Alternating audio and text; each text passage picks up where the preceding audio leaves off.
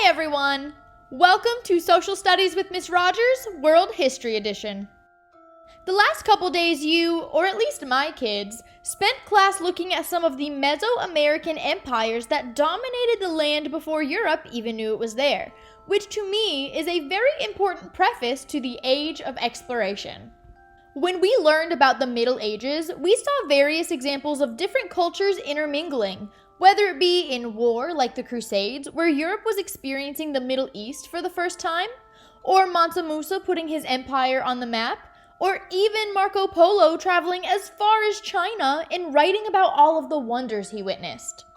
All of these experiences were written about, but remember, during the Middle Ages, we did not have a good way to duplicate these writings. No one has time to do that for just for fun books.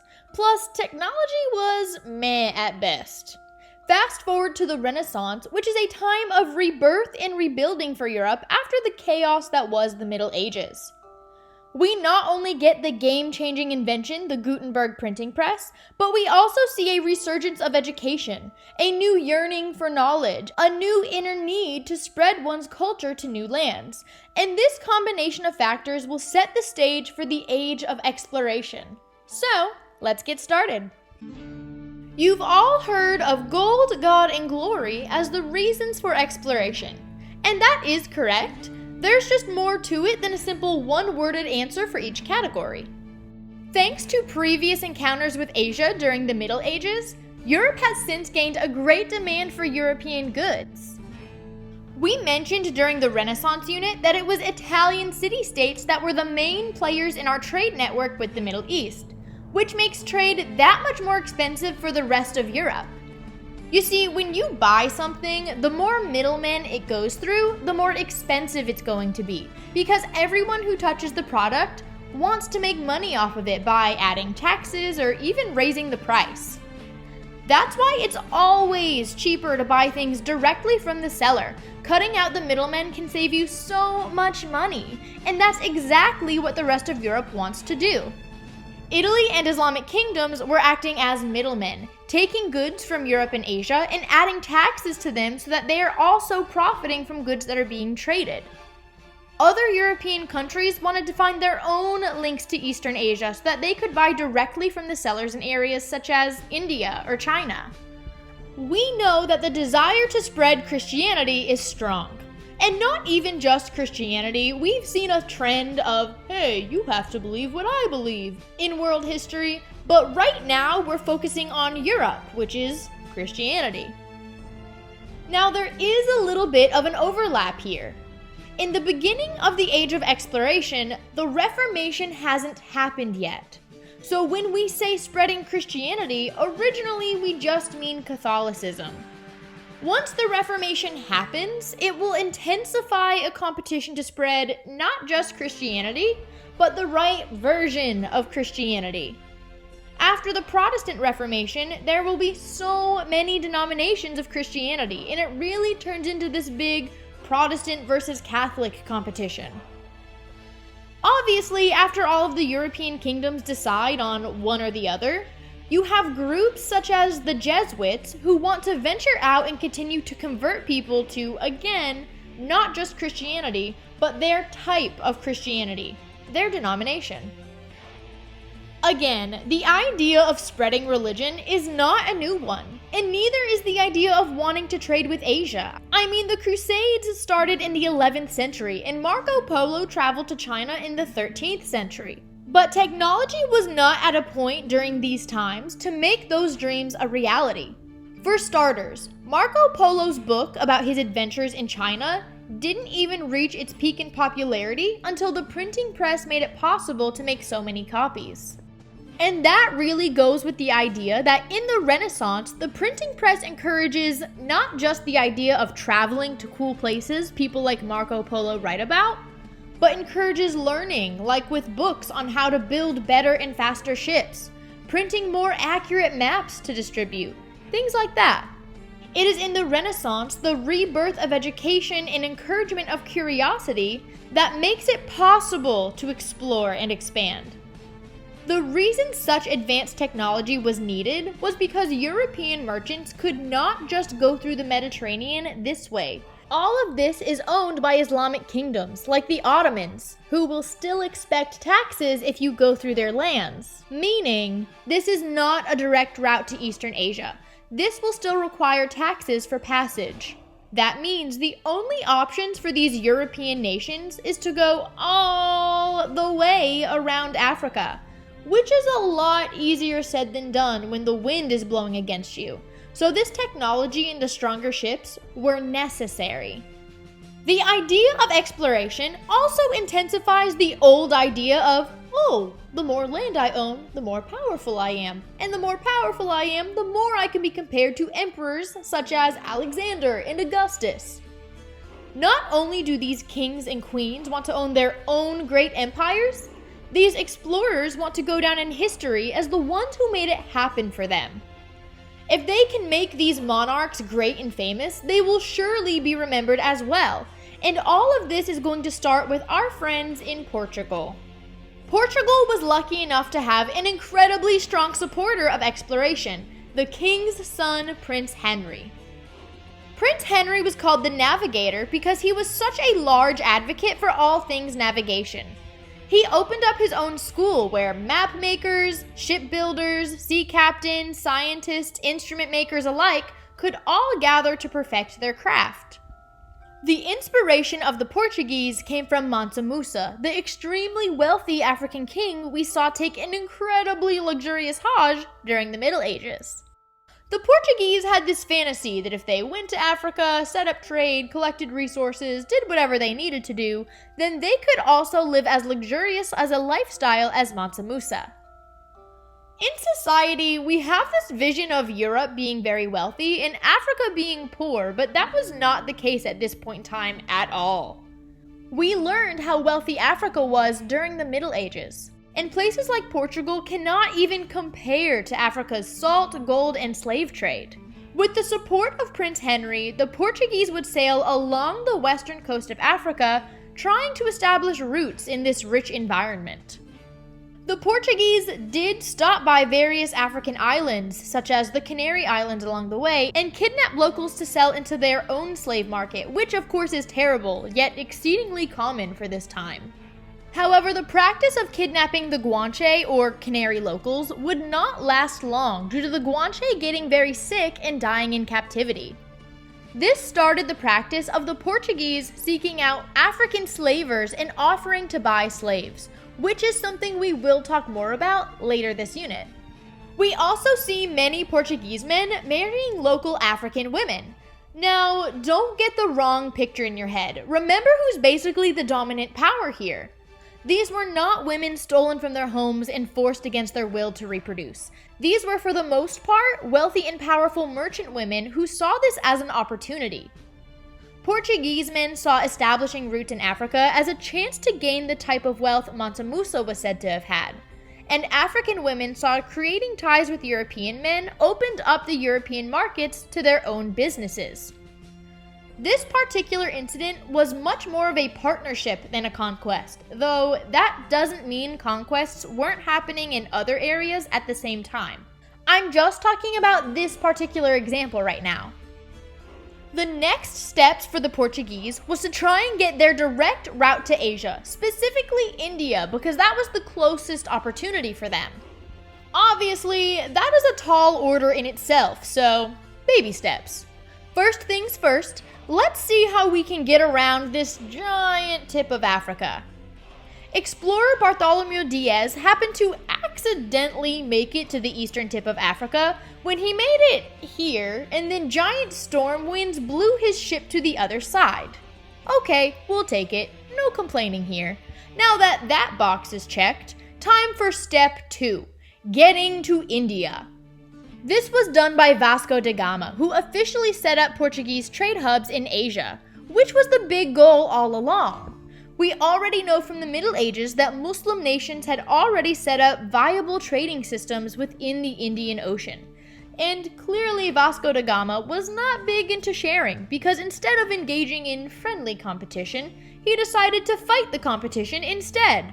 Reaching even further east, the Portuguese, and eventually Europe as a whole, found even more goods they introduced to their societies, like crafted porcelain and, most importantly, tea. Because honestly, what would I do if I did not have my tea in the morning? Scare my students, that's what. The Portuguese did not have the manpower this far away from home to run a trade empire by themselves. So they resorted to what any logical person in world history would: extortion. I know you were gonna say stabby stabby, but we're not stabbing people yet. They captured local ships and tried to force those on board to do their bidding. You know, regular world history things. In reality though, the Portuguese thought they were way more important in the Indian Ocean than they actually were. Africans and Asians just saw the Portuguese kind of like pirates. Remember, we talked about how Portugal was poor, so any little bit of success they see feels like a big deal to them. They may not have been successful enough to wow the wealthy Africans or Asians, but they were successful enough to wow the other poor European nations, like Spain, for example. There was an Italian man named Christopher Columbus, maybe you've heard of him, and he had an idea. First of all, you have to get the idea that society thought the world was flat out of your heads. That is very inaccurate. Educated individuals have known the world was round since ancient Greece. It was believed that this was the world and that west of Europe was just a lot of ocean that eventually met back up on the other side of Asia. Christopher Columbus had the idea that the world was small enough that one should be able to sail west and make it to Asia without running out of supplies needed to survive. He desperately tried to find monarchs who would fund his journey to prove this idea, and the King and Queen of Spain are going to be the ones to do it. Spain rivaled Portugal, and seeing Portugal's success made them very jealous. They were desperate to find a way to catch up to the success of Portugal and decided Christopher Columbus was their best bet. On top of that motivation, we saw in the Middle Ages that Islam had spread to various parts of modern-day Spain. King Ferdinand and Queen Isabella of Spain, kind of in the Crusade spirit, were trying to drive out Islam and convert Jews to Christianity. To do this, they needed money, which they hoped a direct trade route with Asia would give them. Christopher Columbus started his journey here and thought he would end up here, but actually found himself here in the Caribbean. Regardless of your opinion of Christopher Columbus, being able to navigate uncharted waters the way that he did was impressive. It just was. For him to end up right here took skill, not luck. Just because you don't like him, which I know many people in society don't, does not mean he was not a skilled navigator. When Columbus arrived, he genuinely believed he was in the East Indies, which is why he greeted the native people with the term Indians. He thought he was in Indonesia. There's this mainstream idea of, oh, Columbus was so stupid, he thought the Native Americans were Indians, ha, he sucks, and that argument logically does not make any sense. Again, take your own bias about Columbus out of history for a second. This man and his crew have never been to Asia before. They have no idea what the land looks like, they have no idea what the people look like, and it's not as if he could just ask locals, because he didn't speak the language. Christopher Columbus was multilingual, but the likelihood of him speaking languages native to Asia, like Indonesian or Chinese or even Hindi, was very small, so he most likely wouldn't be able to communicate well with locals in Asia anyways. It makes sense he assumed he was in Indonesia because logically that is so much more likely than stumbling upon an entire continent that no one in Europe even knew existed. Columbus is a controversial figure in history, and that is a situation we're going to talk about more when we look into the colonization of the New World, but today we're just focusing on introducing the idea of exploration. Christopher Columbus stumbling upon the Americas caused a lot of chaos within Europe. For starters, Portugal became very defensive due to an earlier situation that you honestly do not need great details on. It was decided that all islands south of the Canary Islands belonged to Portugal, so to the Portuguese, clearly the islands that Columbus ventured to should belong to them. The Spanish resented this idea and decided to get the Pope involved. Remember, there is still an overlap because at this point, the Reformation has still not occurred yet, so the Pope does still have authority over all of these nations. First of all, the Spanish thought Columbus was on our voyage. Any land he takes should be ours since he's sailing on our dime anyways. Second of all, the Spanish truly believe they deserve the new land as a gift from the Pope. We mentioned a little earlier today that the Spanish were driving Muslims from their lands. This was an event called the Reconquista, and it had major Crusades vibes. The Spanish thought the Pope should reward them for the Reconquista with these new lands in what they call the New World. In an effort to be fair, the Pope created something called the Treaty of Torastias, which was an agreement to split up the land in the New World with the line of demarcation.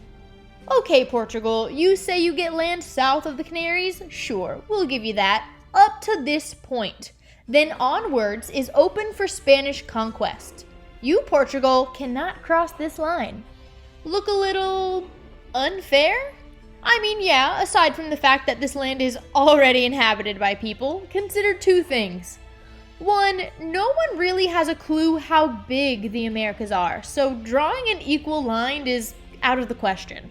Two, anything the Portuguese got in the Treaty of Torastias is extra because they didn't know it was there anyways. So really anything they would have gotten is still a plus. Besides, they do still have their little trading empire. Back in the Indian Ocean, the Portuguese single-handedly take the spice trade in the east from the Muslims. One of the big original goals of exploration, breaking the monopoly that Italian and Muslim nations had on trade, was certainly accomplished by the Portuguese. And this would attract other European kingdoms to want to establish their own dominance in Asia. Of course, as the bitter rival, Spain not only wants dominance in the New World, but in Asia too. Welcome to the stage, Ferdinand Magellan, who may not have been the kindest soul, but let's be honest, who is that we've studied so far? Kind people are not the ones we tend to focus on in world history. Their personality is not why we study them, it's what they contribute to the world. Magellan was not kind to those who went on his journeys, but thanks to him, a whole new world has opened up to Spain. Magellan claimed islands in the Philippines, which creates a lot of wealth for Spain, who now not only is getting valuable natural resources from their lands in the New World, but is also treating themselves to luxuries from Asia thanks to their new strongholds. And I know Spain and Portugal have dominated our class today, but they will not be the only kingdoms involved in the age of exploration. Over time, many other kingdoms will join this trend, and strong nations such as the Dutch and the English will contest the power of the Portuguese. The Dutch Republic, also known as the Netherlands, was a small country situated right over here along the North Sea in northwestern Europe. In the early 1500s, Spain did rule this area. In 1581, the people of the region declared their independence from Spain and established the Dutch Republic. With the birth of this new nation, the Dutch quickly became an increasingly dominant sea power. By 1600, the Dutch owned the largest fleet of ships in the whole world. And soon the battle for power in Asia turned from a competition between Spain and Portugal to a competition between the Dutch and the English. The two nations each created their own East India Company, a company that had the sole purpose of establishing trade routes in Asian territories. These companies could physically make money, establish treaties, and even form their own armies. The Dutch East Indian Company was by far stronger than the English East Indian Company, and the Dutch ended up being the dominating power in the area. Although England failed to assert their dominance over the larger area of the Indian Ocean, they'll focus their attention to their foothold in India, where they're successfully trading Indian cloth.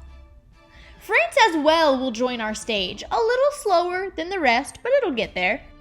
The French have the misfortune of being the target of many attacks from the Dutch, who are not interested in anyone stirring up competition. But France will indeed end up creating their own East Indian Company as well. It's easy to hear about these trade empires and assume that Europe is dominating Asia, but that's not the case. European nations have established strong trading posts, but that is as far as their influence in these areas will go. Just because they're making money for themselves through trade in these areas does not mean they're impacting the rule in African and Asian lands or even the culture right now. We will see in our next class how, as Europeans continue to travel east, they will keep seeking new trade relationships, first with China and then with Japan, but they won't get the reaction they expect from either. East Asian culture is going to remain very strong and unaffected by the presence of the Europeans, which is good for Asian culture, but unfortunate for the initial goals of European explorers who hope to spread Christianity. But more on that next time. So, see you then.